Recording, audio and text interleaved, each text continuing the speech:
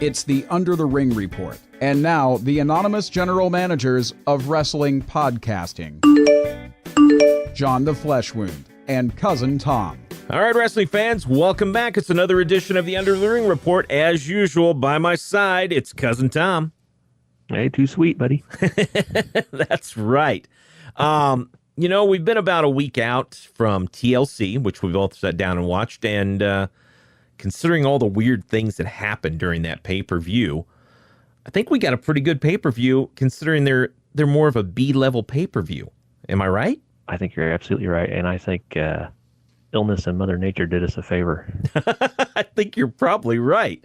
So it kind of, when I started to do some research on the internet before, when the match was first announced, I was surprised that Styles had not faced Balor ever in a ring, considering how close their careers have mirrored each other, and they've come so close to crossing paths. Well, that's true. So one had the mantle first as the leader of the Bullet Club, and then left, and the other one took up the mantle as the leader. Mm-hmm. And then, the Bullet Club grew from there, and then Balor came to WWE. But yeah, they've never been in a ring together, mm-hmm. which is amazing. And how they never were paired up before this is beyond me. Well, I think part of it, too, is, AJ Styles spent his time becoming a main eventer in TNA. And by the time he got to New Japan, Finn had already hightailed it over to the WWE. So that's what it really was, is they were so close in timelines, just never in the same promotion to actually get a chance to wrestle each other. Well, and, like I said earlier, with the illnesses to Bray Wyatt. Yep. You know how happy I was to hear that match was canceled? That would have killed Bray's career. Number one, the whole Bray and Finn thing has been going on way too long. Now, I'm okay with that, though. Here's the thing. I'm okay with having a rivalry last more than 1 month, because that kind of harkens back to the old days of wrestling where you'd go 6 months wrestling the same guy. I'm okay with that.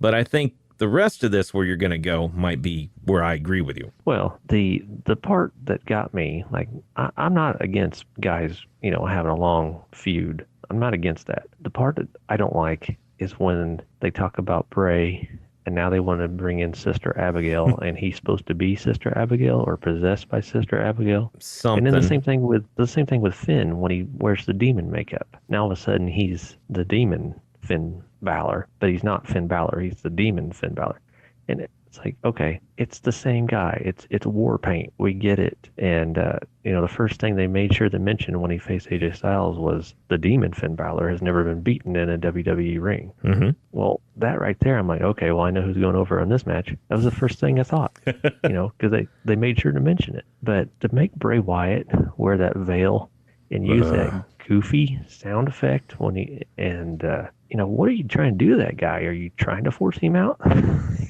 I don't get it. I think, I agree with you.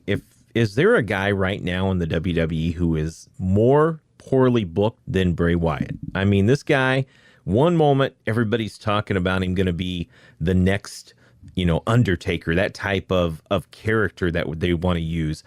And then he's losing pay-per-view matches to nobodies, and you give him build-up, then you kill his credibility. Build up, kill his credibility.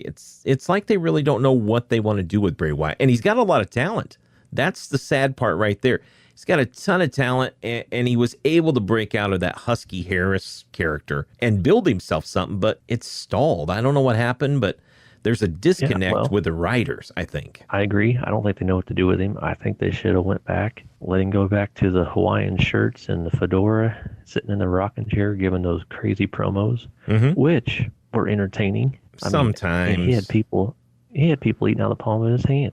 Yeah, but the only problem I had, sometimes they just went on and they got to be like Jinder Mahal promos. They sounded the exact same every week. You got to mix it up a little. Yeah, well, it's probably the same writer also. Yeah, you're probably right. He was the head of a stable with the Wyatt family, which I heard rumors that McMahon doesn't like stables. My gosh, the guy was getting over. Whenever he's at a show and the music hit, everyone's got their cell phones out for the butterflies. Yes, they do. My son, we went to the show, down here a couple months ago. Mm-hmm. And we got to see him. And as soon as he came, that's the first thing everybody did. And everybody was waving their phones and humming along, having a good old time. And matter of fact, he faced Finn Balor. Yeah.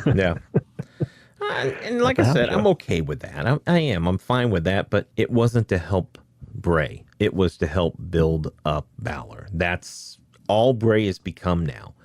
So that's kind of the sad thing, is that he's used to build up other characters instead of being one of those main event guys you're worried about. But, I mean, in a way, though, I'm okay, because Finn Balor has not been given the chances that he should, considering that he was so hot when he came out of NXT, but the injury stopped that.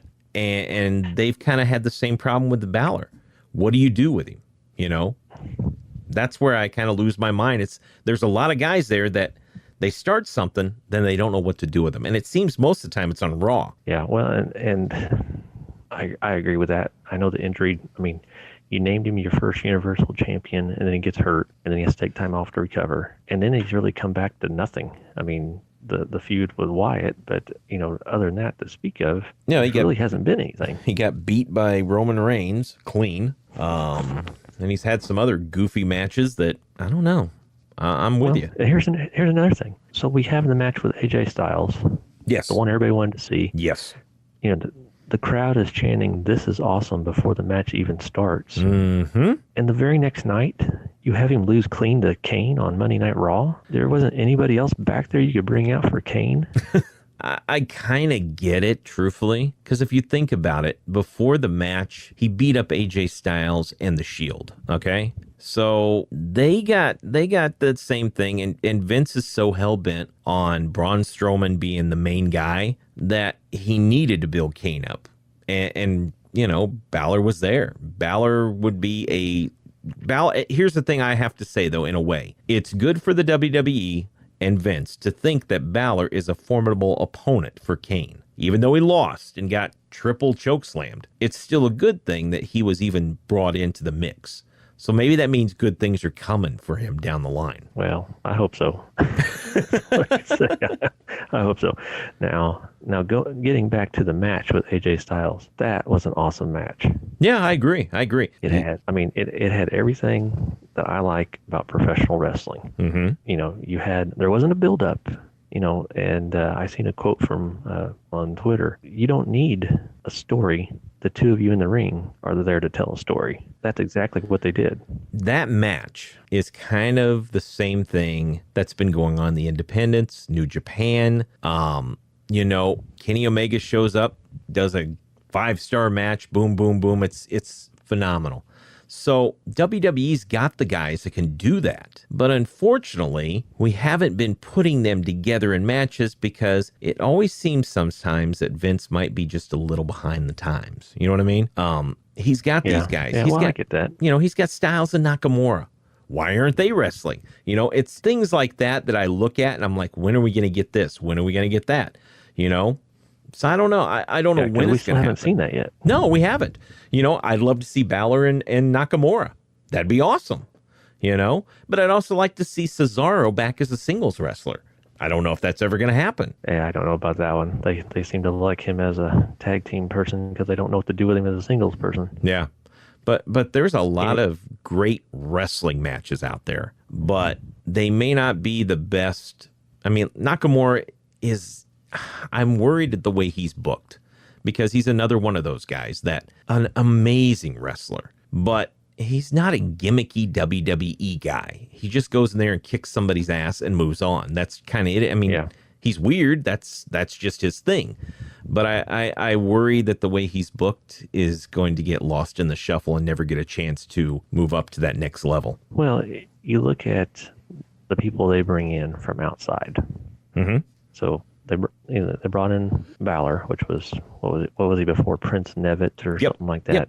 Yep. So they brought him in. They sent him through NXT to basically get the WWE treatment on him. Well, he also carried that division for 2 years. Right. Well, and they had Kevin Owens from Ring of Honor, or Kevin Steen. You know, same thing. NXT. You bring Nakamura over. All these guys. You know, with the exception of Kevin Owens, he's the only one that's had any direction. Everyone else has just kind of been, Yeah. well, look at Anderson and Gallows. Which is a shame. And Yeah, that's a shame with those two guys. They don't know what because to in do New with them. Japan, they were awesome. They weren't on the pay-per-view. Didn't see them on Raw. No. You know, and that's the thing, I mean, that I wonder. You have the Bullet Club, seriously, is probably one of the hottest angles out there. It's like it is this generation's NWO. It really is. Exactly. So you've got 4 members of that group that everyone knows that they're part of that group on your roster, and you've already acknowledged it by calling them the club. So why aren't you exploiting and using that to make sure those guys are over? I mean, AJ doesn't need it, and Balor really doesn't need it. But I'll tell you what, Gallows and Anderson hooked up with either AJ or Balor is money. They were doing good things when they were with Styles, and that's how they should be booked. Yeah, they need it more than the other two do. Yeah. I think part of it is Vince doesn't want any chance of promoting Bullet Club because he's already mad at the stuff that they've done. Nah, I think it's a mistake. Which I find hilarious. You know, those guys are, like you said, modern day NWO. It's a groundswell, you know, the independent scene. Mm-hmm. And there for a while, every once in a while, you'd see a Bullet Club shirt. Now I see them all the time. Well, they sell them at Hot Topics now. I mean, their shirts outsell the WWE shirts at Hot Topics. Yeah. It's crazy how, you know, if you think 20 years before, if you were on the independent league, you were starving, you know. You were wrestling any chance you could. You weren't making good money at all. But times have changed. I mean, with the internet, with YouTube, all these different ways that these guys can get themselves over, and so many different organizations out there. I mean, I get it. I see why Cody Rhodes left. You know, he's out there tweeting that he's making more money than before. But he also, the one thing that he has is control. So, I don't know. It's a great time to be a professional wrestling fan is what I will say. I mean, you look at the roster WWE has, and you look at any time I want, I can sit down, turn on my TV, and I can watch New Japan Wrestling on Friday nights, or I can go on demand and watch it. I can watch Ring of Honor. I can watch anything. Twitch is now the new home for a ton of independent wrestling scenes. Lucha Underground. There's so much out there. It's not even funny. You know what I ran into? What? I don't have enough time to watch I agree. what I want to watch. I agree. Yeah, and it is sad. I mean, there's so much you have to pick and choose. Yeah, I would like to see more of the independent stuff. I get to see some. Well, the Fight app, I have that on my phone. You know, if they've got a Ring of Honor pay-per-view, it'll show up. You can either purchase it, or then they'll have a weekly show and it'll stream for free. Nice. You know, so, you know, that's on there. You know, I'm same situation as you. I've got the network, the WWE network. I can't watch all the programming on there. I just, you know, I'd love to. I just, I just can't. But that's okay. I am married, and you know, occasionally I have to turn the wrestling off. you mean your wife doesn't want to sit there and watch it with you? I've tried, and you know, my wife will only watch like Table for Three or something like that. She's not too much into the actual matches. No, she will watch if there's a good story, if there's a good storyline. She'll watch. You know, she was walking through the room when Shane jumped off the cage. so Did he she die? Stopped and watched that. Her question was, why? Why would someone do that? What is wrong with those people? They are dedicated and love what they do. That's about the only thing you can say. But getting back on topic, I mean, there's all kinds of access, access. And if I'm a guy trying to make it in the business, I'm not worried about the WWE. No, I'm using Twitter, YouTube, and promoting my indie stuff. Yeah, and start making some money. And then next thing you know, people get your name out there, and eventually the WWE will come to you. You don't have to go to them anymore. Well, perfect example from what the rumor sheets are saying right now. The bookers out there say that as of like the middle of January, Ricochet's not accepting bookings anymore. You know him as Prince Puma on Lucha Underground. Right. You know, and the rumor is he's headed to WWE. So he's already built himself an incredible portfolio of what he's done. But for some of these guys, they want to make their way to what they consider the big leagues. So for him, I hope he makes it, goes to NXT, and comes in and is able to put on some of the most incredible matches. Because, I mean, I've had a chance to see a few of his matches. That guy's phenomenal. Yes, and it's just crazy. And the stuff he did with Lucha Underground is really great. But you know what? Other people take a look at that and say, you know what? I can work this, and that's all I'm doing. Like Cody Rhodes signed an exclusive deal with Ring of Honor. He did his whole year testing the waters and doing everything. And now he likes what he's doing. He's like, here's what I'm going to be. So I keep waiting.